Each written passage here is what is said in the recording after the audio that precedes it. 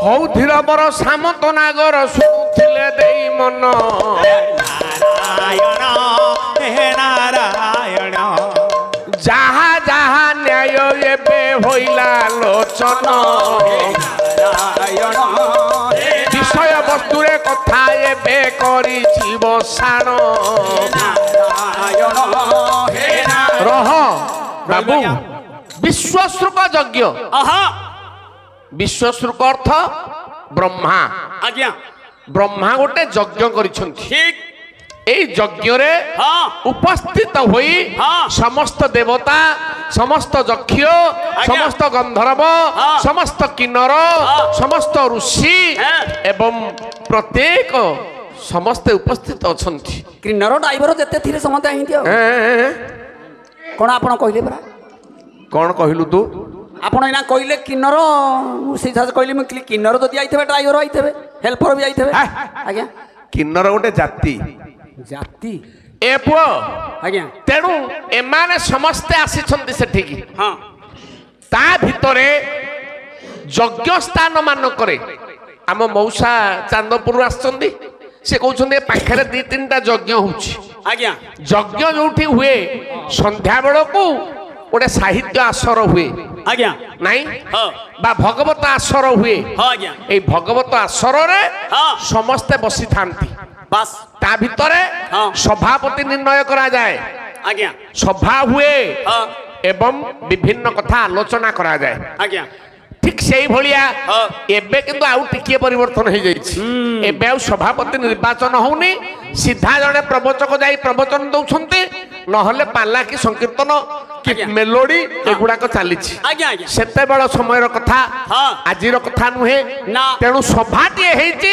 হ্যাঁ সভারে অনেক ব্যক্তিত্ব থিলা বেলে জনে উগ্র ব্যক্তিত্ব পছরে আসি পৌঁছিলে বাহ বাহ বাহ যেতেবেলে উগ্র ব্যক্তিত্ব জনক আসিলে সমস্তে উঠিকি নমস্কার কলে তাঙ্কু আজ্ঞা নমস্কার নমস্কার নমস্কার আজ্ঞা নমস্কার কাহিকি কোন পাই ভক্তিরে না আউ ভয়রে ভয়রে ভয়রে নমস্কার কলে কাহিকি জানিছ কাହିଁକି এ দুনিয়ারে কাহাকু মଣିষ ভয় করে କାହାକୁ ଆଜ୍ଞା যাହାର বিবেক নথায় ହଁ ଆଉ ବିବେକ କାହାର ନଥାଏ କାହାର ନଥାଏ ମେହେର ଲେଖିଲେ ଗୋଟାଏ ପଦ କଣ ଲେଖିଲେ ବହିର ନାଁ ହଉଛି ପଦ୍ମିନୀ ହଁ କହିଲେ ନିଚ ଲୋକ ପାଏ ଯେବେ ଏ ଉଚ୍ଚ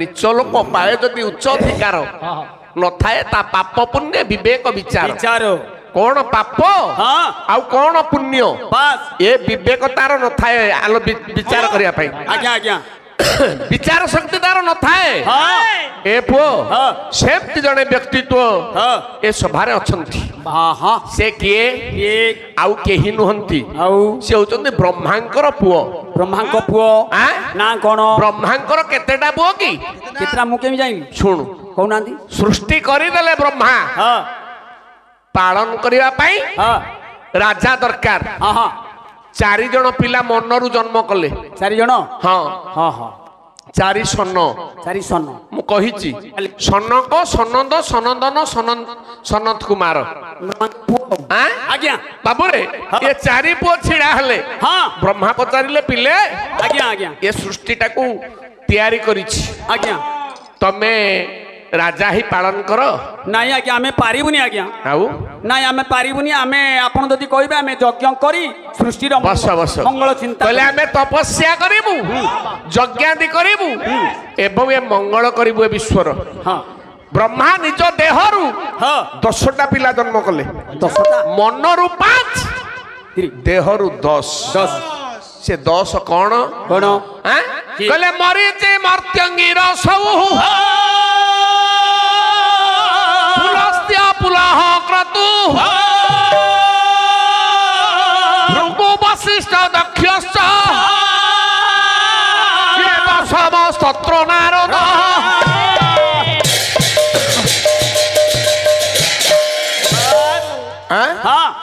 ଶ୍ରୀମଦ ଭାଗବତ ବ୍ୟାସ ଗଣେ ପୁଅ କହୁନାହାନ୍ତି ଆଜ୍ଞା 10ଟା ପିଲାଙ୍କ ନାଁ ଗଣେ କୁହନ୍ତୁ ମରିଚି ସାରେ ମଲା ଲୋକ କାହିଁ ଏଠିକି ଆସିବେ କଣ ମରିଗଲା କିଏ ମରିଗଲା କଣ ଆପଣ ବା ବର୍ତ୍ତମାନ କହୁଛନ୍ତି ମରିଛି ଓହୋ ଋଷିଙ୍କ ନାଁ ହଉଛି ମରିଚି ଓହୋ ଋଷିଙ୍କ ନାଁ ମରିଛି ମୁଁ କହିଲି ମଲା ଲୋକ ହଁ ଏକ ଅତ୍ରି ଦୁଇ ଅଙ୍ଗିର ଅଣ୍ଡିରା ଅଣ୍ଡିରା ନୁ ମୁଁ ଅଙ୍ଗିର କହୁଛି ଅଙ୍ଗିର ତିନି ପୁଲସ୍ତ୍ୟ ଚାରି ପୁଲହ ପାଞ୍ଚ କ୍ରତୁ ଛଅ ଭୃଗୁ ସାତ ବଶିଷ୍ଠ ଆଠ ଦକ୍ଷ ନଅ ନାରଦ 10 ଏ 10ଟା ପୁଅକୁ ଦେହରୁ ଜନ୍ମ କଲେ କି ବାବାର ବୁଢାର କିରି ବାବାରେ ହଁ ହଁ ଇଏ 10ଟା ପିଲାଙ୍କୁ କହିଲେ ତମେ ତମ ଭିତରୁ କିଏ ରାଜା ହବ ସମସ୍ତେ ମନା କଲେ ଜଣେ ରାଜା ହେଲା ଦକ୍ଷ କହିଲେ ମୁଁ ହେବି ମୁଁ ତା ମୁଣ୍ଡରେ ପାଟ ଭିଡି ଦିଆଗଲା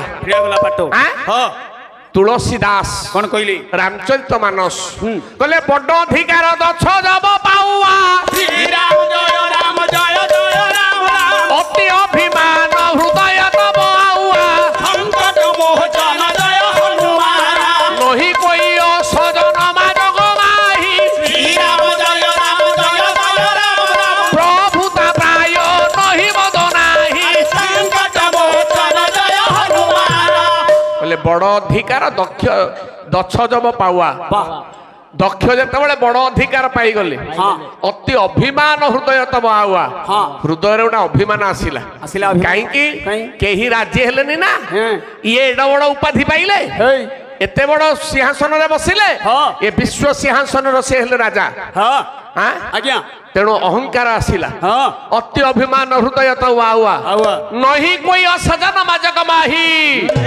କହିଲେ ଜଗତରେ ମୋ ଭଳିଆ କେହି ପୁଣ୍ୟବାନ ନାହାନ୍ତି ଅସଜନ ମାଜକ ମାହି ପ୍ରଭୁତା ପାୟ ନହି ମଦ ନାହିଁ ମୋ ଭଳିଆ ପ୍ରଭୁତା ମଧ୍ୟ କାହାର ନାହିଁ ମୋ ଭଳିଆ ସୁନ୍ଦର ମଧ୍ୟ କେହି ନୁହନ୍ତି ଏଇ ଅହଙ୍କାର ତାଙ୍କୁ ଆଗକୁ ବଢେଇ ଦେଲା ଏ ଅହଙ୍କାରରେ ସେ କାହାକୁ ଖାତିର କଲେନି ସେଦିନ ସେ ସଭାରେ ପହଞ୍ଚିଲା ମାତ୍ରେ ସମସ୍ତେ ଭୟରେ ନମସ୍କାର କରିଦେଲେ ନମସ୍କାର ଆଜ୍ଞା ପ୍ରଣାମ ଆଜ୍ଞା ପ୍ରଣାମ ଆଜ୍ଞା ନମସ୍କାର ଶେଷରେ ଏଇ ଦକ୍ଷ ପହଞ୍ଚିଲେ 3 ଜଣଙ୍କ ପାଖରେ ତିନୋଟି ଆସନରେ 3 ଜଣ ବସିଛନ୍ତି ଜଣେ ବ୍ରହ୍ମା ଜଣେ ବିଷ୍ଣୁ ଆଉ ଜଣେ ମହେଶ୍ୱର ଶଙ୍କର ଭଗବାନ ଏଇ 3 ଜଣ ଯେତେବେଳେ ବସିଛନ୍ତି ଆଜ୍ଞା ତାଙ୍କରି ପାଖରେ ପହଞ୍ଚି ଦକ୍ଷ ନିଜ ପିତା ବ୍ରହ୍ମାଙ୍କୁ ପ୍ରଣାମ କଲେ ବ୍ରହ୍ମା ପ୍ରଣାମ ବୋପାର ନାଁ ଧରିକି ତ ପୁଅ ଡାକେ ନା କହିଲା ବ୍ରହ୍ମା ପ୍ରଣାମ ବୋପା ମୁକ୍ତି ହେଇଯିବ ବିଷ୍ଣୁ ପ୍ରଣାମ ବିଷ୍ଣୁଙ୍କୁ ପ୍ରଣାମ କଲେ କିନ୍ତୁ ଶିବଙ୍କୁ ପ୍ରଣାମ କଲେନି କାହିଁକି ନା ଶିବ ୟାଙ୍କର ହିସାବରେ ଜୋଇଁ ହେବେ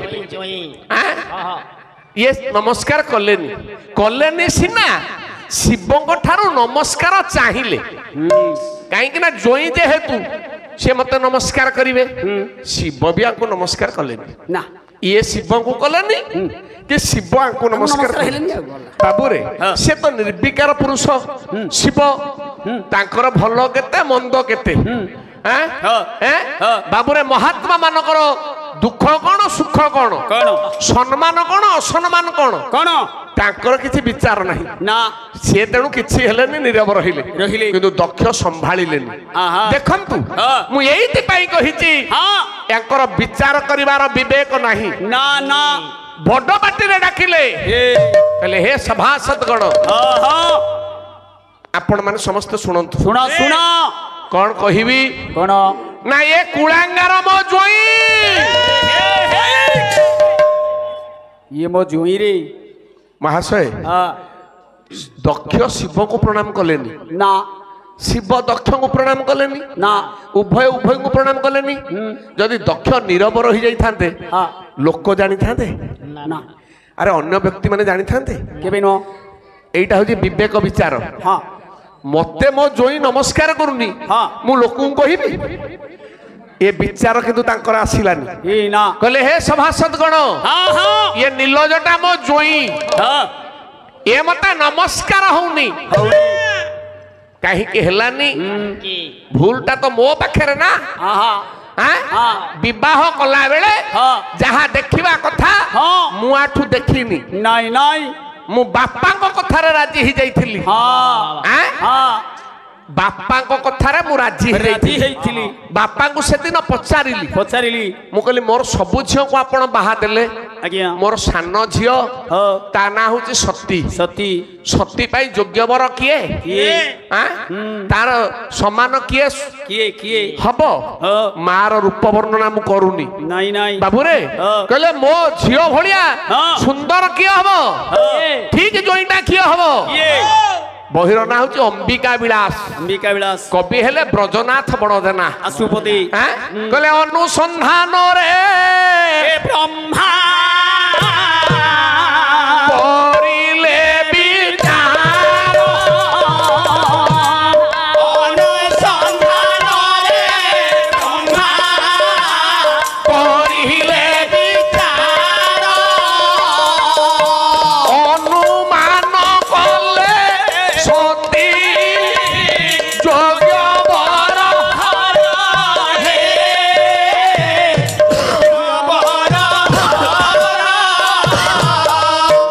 ବାବୁରେ ଅନୁସନ୍ଧାନରେ ବ୍ରହ୍ମା କରିଲେ ବିଚାର ଅନୁମାନ କଲେ ସତୀ ଯୋଗ୍ୟ ବର ହଉଛି ଅହର ଶିବଙ୍କୁ ଛାଡ଼ିଦେଲେ ଆଉ ସତୀଙ୍କ ପାଇଁ ଯୋଗ୍ୟ ବର କେହି ନାହାନ୍ତି କହିଲେ ଆରେ ପୁଅ ଦକ୍ଷ ବାବା ତୋ ଝିଅ ପାଇଁ ଜଇଁ ମୁଁ ଠିକ କରିଛି କହୁନାହାନ୍ତି କିଏ ଶିବ ଶିବ ଶିବଙ୍କୁ ତୁ ଜଇଁ ରୂପରେ ବରଣ କର ସିଏ କଣ ଏଇଠି କହିଲେ କଣ ମାନେ ସିଏ କଣ ମୋ ଝିଅ ସମାସ୍କନ୍ଦ କହିଲେ ମୋ ଝିଅ ସାଙ୍ଗେ ସମାନ ହବ ସମାନ ହବ ସିଏ କଣ ମୋ ଝିଅର ଯୋଗ୍ୟ ବର କହିଲେ କାହିଁକି ଆପଣ ମାନେ ଝିଅଟିଏ ଦେବେ ବରପାତ୍ର ଦରକାର କେମିତି ବର ନିର୍ବାଚନ କରିବେ କେମିତି ବର ନିର୍ବାଚନ କରିବେ ନାହିଁ ଏହାର ଗୋଟେ ଉପାୟ ଅଛି ପ୍ରମାଣ ଅଛି ଶାସ୍ତ୍ରୀୟ ପ୍ରମାଣ ଆଗ ବୁଝ କେମିତି ଜଇଁ ଆପଣ ମାନେ କରିବେ ନାହିଁ କେମିତି ଜଇଁ ଆପଣ କରିବେନି ଲକ୍ଷଣ ଗୋଟିଏ ପଦ ଶ୍ଲୋକ କହିଲେ ଉନ୍ମତ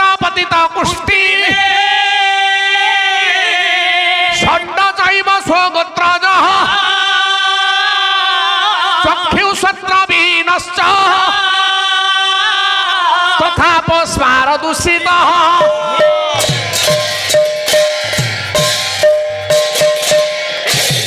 ଲଲାଟ ଶ୍ଲୋକ କିଏ ଲେଖିଛି କହିବେନି ଟିପି ନେଇଯିବେ ସାର୍ ଟିପି ନେବେ ବୋଲି ସେ କହିବେନି ନା ହେ ସାର୍ଙ୍କୁ କଣ ଦେବେନି ସାର୍ କଣ ପାଇବେନି ଯେ ଆପଣ ଦେବେନି ଏ ପୁଅ ଆଜ୍ଞା ସ୍କନ୍ଦ ପୁରାଣ କହିଲେ ତ କହିବେନି କଣ ଉନ୍ମତ ପାଗଳ ପାଗଳକୁ ଝିଅ ଦେବେନି ନା ଜଇଁ କରିବେନି ପାଗଳକୁ କାମୁଡ଼ିଆ ଫୁଟି ଦବ ପତିତ ପତିତ ପତିତ କାହାକୁ କହନ୍ତି ଯେ ଗାଁରୁ ଏକ ହରିଆ ହେଇଥିବ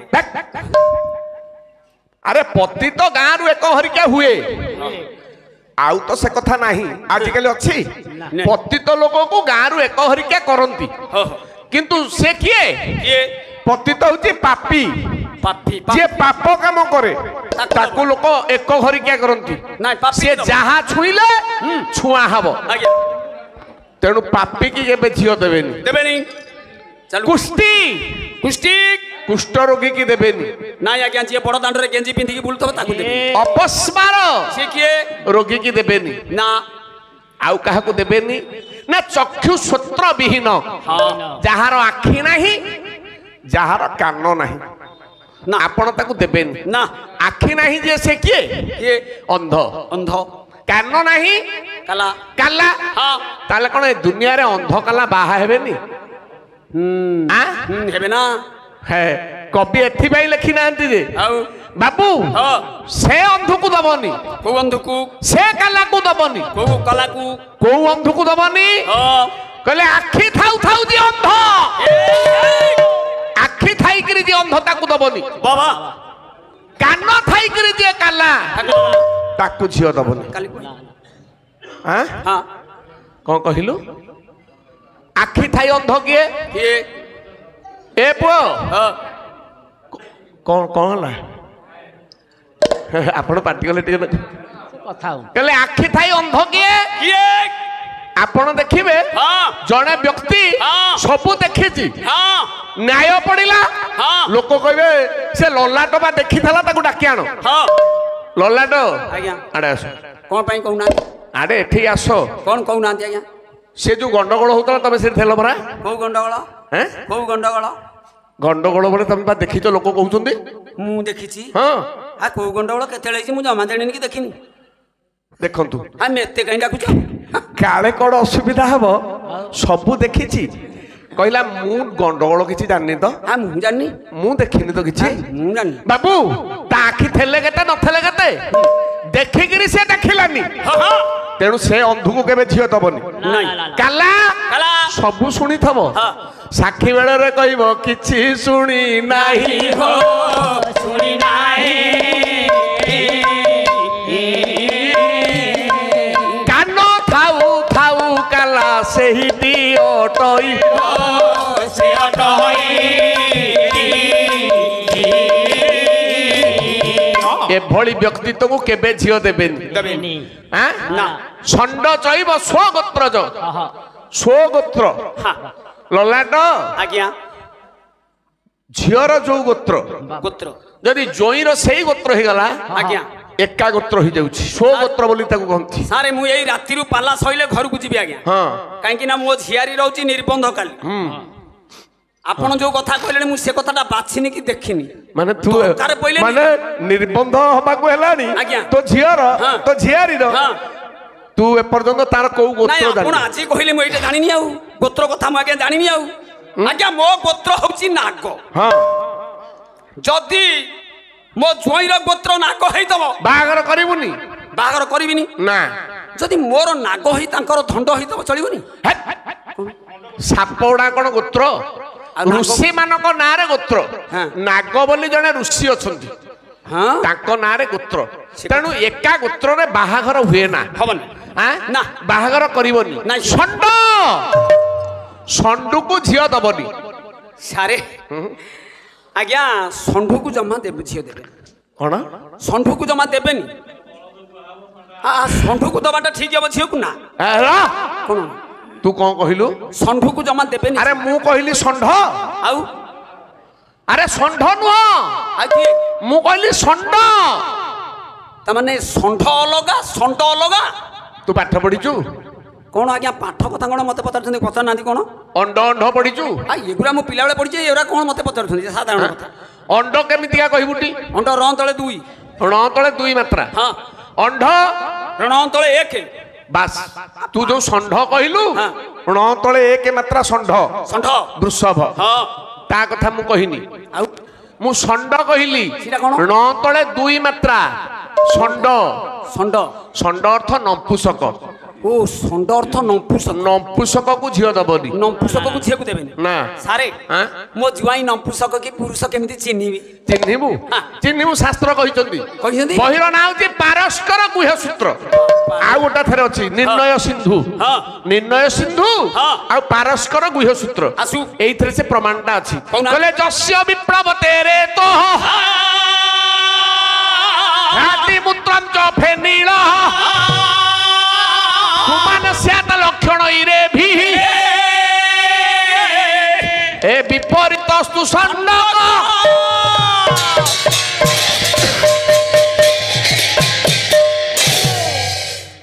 ଯସ୍ୟ ବିପ୍ଳବତେ ରେତ, ଯେଉଁ ପୁରୁଷ ଠାରୁ ରେତ ବିପ୍ଳବ ହଉଥବ, ବୀର୍ଯ୍ୟ ବିପ୍ଳବ ହଉଥବ, ପରିସ୍ରା ଫେଣିଳ ଫେନିଳ। ବାବୁରେ ପରିସ୍ରା କଲା ବେଳେ ଯୋଉ ପୁରୁଷର ପରିସ୍ରା ଫେଣ ଫେଣ ଯୁକ୍ତ ହଉଥବ, ତୁ ଜାଣିବୁ ସେ ହଉଛି ପୁରୁଷ। ବିପରୀତ ବିପରୀତସ୍ତୁ ଷଣ୍ଡକ, ୟାର ବିପରୀତ ଅର୍ଥାତ ଯାହାର ବୀର୍ଯ୍ୟ ନାହିଁ, ରେତ ବିପ୍ଳବ ହଉନି କି ପରିସ୍ରା କଲା ବେଳେ ଫେଣ ହଉନି, ସେ ପୁରୁଷ ହୋଇଥିଲେ ହେ ନପୁସକ। ସାରେ ମୁଁ ଜ୍ୱାଇଁ ଘରକୁ ଯାଇଛି, ଜ୍ୱାଇଁ କି ଦେଖିବି ସେ ପୁରୁଷ ନା ନପୁସକ? ଆପଣଙ୍କ କହିବା ଅନୁସାରେ ତାକୁ କଣ ନଡା ଗଦା ମୂଳକୁ ନେବି ପାହାଚ ବସିବ ମୁଁ ଦେଖିବି? এইটা সম্ভব নু। শুণু তাহলে সিধা দেখিবু, সিধা কহিবি কলে বাম পাদ চালি ଚାଲୁଥିବ ଏଇଠି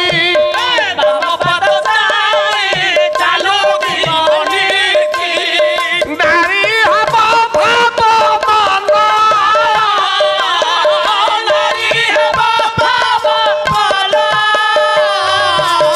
ଜଣିବୁ ତାହାକୁ ପୁରୁଷ ରୂପରେ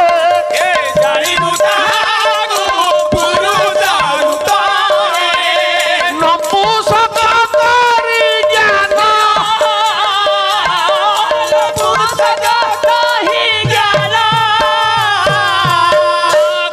କହିଲେ ବାଁ ପାଦକୁ ଆଗୁଆ ପକେଇକିରି ଆପଣ ଦେଖିବେ ଯିଏ ପୁରୁଷ ଆମେ ମାନେ ପୁରୁଷ ଆପଣ ମାନେ ପୁରୁଷ ଆଜ୍ଞା ପୁରୁଷ ମାନେ ଚାଲିଲା ବେଳେ ଡାହାଣ ପଦଟା ଆଗ ପଡେ ନାଇଁ ସିଂହ ଠାଣି କିନ୍ତୁ ମା ମାନେ ମୋର ଯେତେବେଳେ ଚାଲନ୍ତି ବାଁ ପାଦଟା ପକାନ୍ତି କୋମଳ ଚାଲି ଢଳି ଢଳି ଢଳି ଢଳି ଚାଲନ୍ତି କିନ୍ତୁ ସାରେ ରୂପରେ ପୁରୁଷ ହଁ ରୂପରେ ପୁରୁଷ ଚାଲିରେ ବାଁ ପାଦଟା ଆଗ ପଇଲା ଜାଣିବୁ ସିଏ ହଉଛି ନପୁଂସକ କି ସୁନ୍ଦର ଚାଲି ସାରେ ଆପଣଙ୍କର ସାରେ ଆପଣଙ୍କର ଆଗରୁ ନପୁଂସକ ଥିଲେ କି ଶୁଣୁ ପାଲା ବାଲା ଖାଲି କହିଲେ ହବନି ଆଉ ଆଜି ମଉସା କହୁଥିଲେ ହଁ ପାଲା ବାଲାଙ୍କ ଅଭିନୟ ଦରକାର ହଁ ଅଭିନେତା ପାଲା ବାଲା ଜଣେ ଅଭିନେତା ହଁ ବାଚକ ବେଶ। ଅଭିନେତା ହଁ। ଏବଂ ସଂସ୍କୃତଜ୍ଞ ହଁ। ଶାସ୍ତ୍ରଜ୍ଞ ବେଶ। ସବୁ ହେଲେ ପାଲା ବାଲା ହବ ହଁ